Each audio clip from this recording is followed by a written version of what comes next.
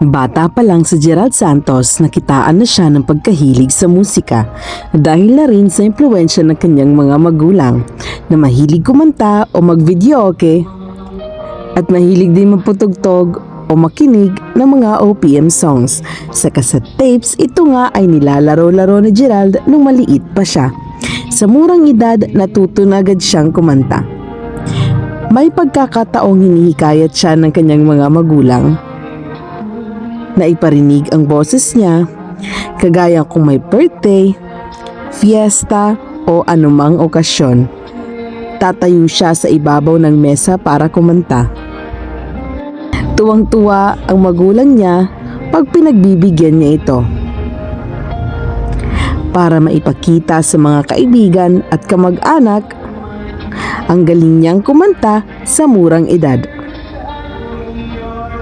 Hanggang ito ay nag-aral na at nakasanayan na rin na sa bawat school program, isa siya sa mga nagpe-perform at naatasan din siyang kumanta sa flag ceremony at napapasali din siya sa singing contest sa school nila, kaya kilala siya sa school dahil sa ganda ng boses niya.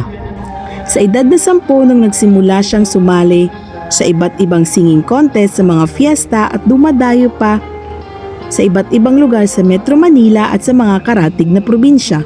Dahil dito nakilala siya bilang amateurista. May pagkakataon na nanalo o natatalo siya sa kompetisyon. Hindi lang dahil sa galing niya sa pagkanta kaya nakilala si Gerald sa school nila, kundi dahil tumaputin siya as a student council. At may palibre pa na kanta, kaya tuwang-tuwa ang mga estudyante pag naririnig nila ang ganda ng boses ng isang Gerald Santos. Dahil sa ang kanyang galing at sa pagiging good-looking, di maiwasan lalong mga kababaihan sa school ang mapahanga sa kanya at matawag siyang si Crush.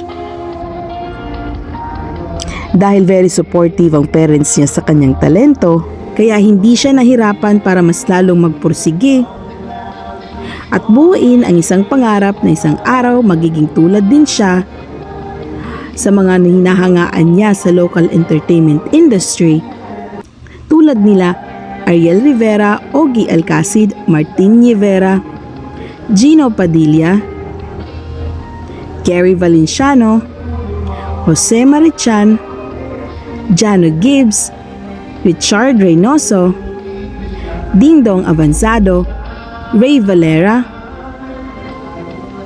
Venny Saturno, at Marco Sison. Inaral niya ang mga songs nila at ang mga estilo ng pagkanta para mas ma-improve pa siya. Habang pinapakinggan niya ang kanta nila, mas lalo siyang nai-inspire na mas galingan pa niya.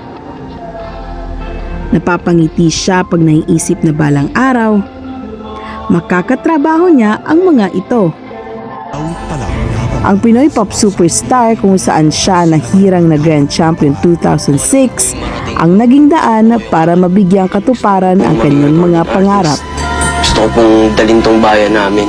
Talagang masasabi ko na itatatak ko to sa tao, itong performance ko nito. Our Pinoy Pop Superstar is Gerald Santos!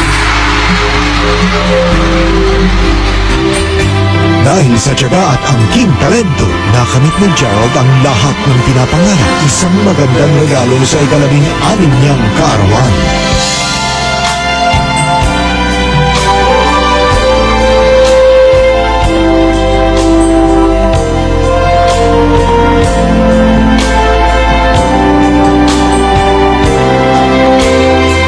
Wala na po akong mahihiling pa kasi nandito na po ako. Ito na po yun. Ito na yung start nung pangarap ko mula pa ng pagkabata ko. From a maturista to a multi-awarded concert performer, Foundation, thank you so much for this ay isang patunay na kayang abutin ng isang Gerald Santos ang kanyang mga pangarap. Lahat po ng hard work, yung dedication na inilalaan po namin ay nagbunga po. Happy birthday, Gerald Santos! Sa araw ng iyong kaarawan, may mahihiling pa ba ang isang Gerald Santos?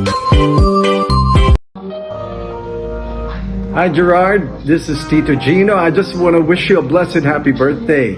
May the God of love, the God of joy, the God of peace, protection, who is Jesus Christ himself, be upon you and your family. I know you're going to have a great day with your friends and your family and your loved ones. So take it easy. God bless you. Appreciate what God has given you, especially your talent.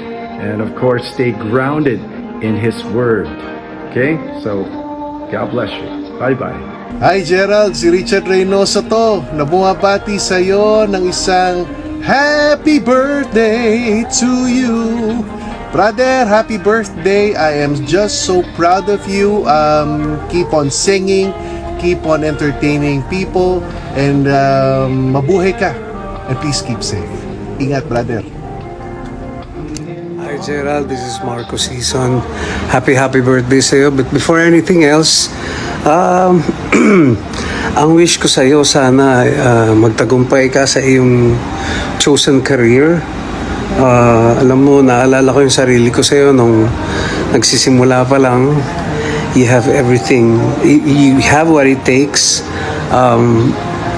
Very talented. At pwede ka kahit saan eh. Pwede ka magpelikula, pwede ka mag-artista. It's really up to you. Ako sinubukan ko lahat yun.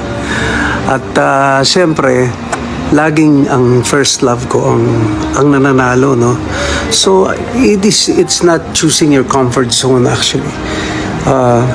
Choosing the one you love to do is the right thing to do.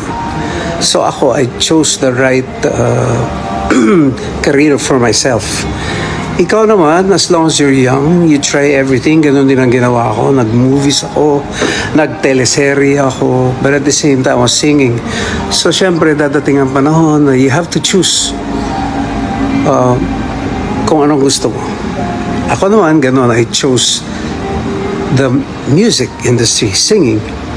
Ako, ang wish ko sa'yo, sana matupad yung pangarap mo sa singer.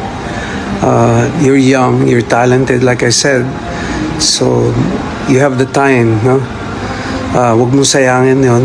Ang wish ko sa'yo na matupad at bumongga ka at marami ka pang ma-accomplish sa mga darating pamanahon. So, happy birthday sa'yo. Ang wish ko sa'yo ay good health. Tapos, I wish you all the best. Tapos, you stay safe, stay healthy, and most especially stay happy. More birthdays to come. Happy birthday. Hi Gerald, Lenny Saturno. Wishing you a happy birthday. More blessings to come. God bless you. Happy birthday, Gerald Santos! Dito lang ang Team Gerald Santos nakasuporta sa iyo palagi. Doesn't matter.